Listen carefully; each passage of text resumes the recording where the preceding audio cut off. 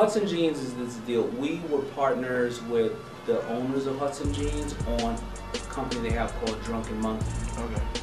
Hudson itself was their separate entity, so it's like an affiliated company, but I don't have anything to do with it. Okay. But a lot of these companies you'll see out here, we work with in one form or another. When you're in every business, you work with each other. You know, a lot of people say, well, you know, Rockaway did this to you, and Sean John. No, Jeff Tweedy, a very good friend of mine, is the president of Sean John. I put him over.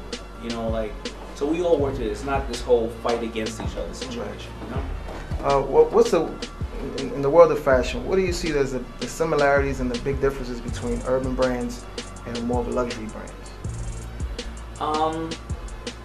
I think that the difference between urban brands and luxury brands is, first of all, why we call it urban is because a certain segment of the market wears a certain segment of the market makes it. You know, first urban brands, when hip hop brands when I was young was Lecoq, Sportive, Fila, Alessi, Carhartt, whatever the case is, and you know, those weren't made by any certain segment that we would normally call urban, right? So first of all, that's the question. Second of all, I think that urban brands, the loyalty is very fickle.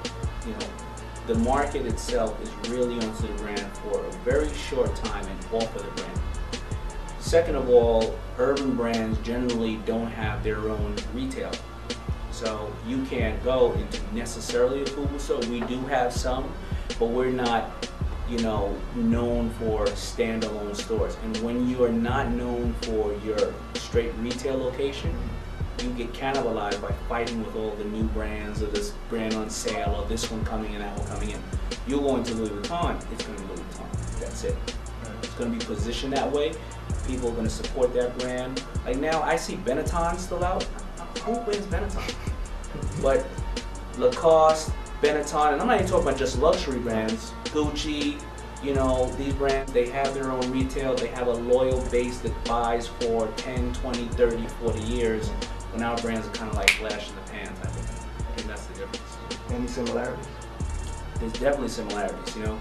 The similarities is usually that the logo and the identifying of it. People will say, oh, urban brands have big logos, but you don't see Louis Vuitton and Gucci logos all over the place.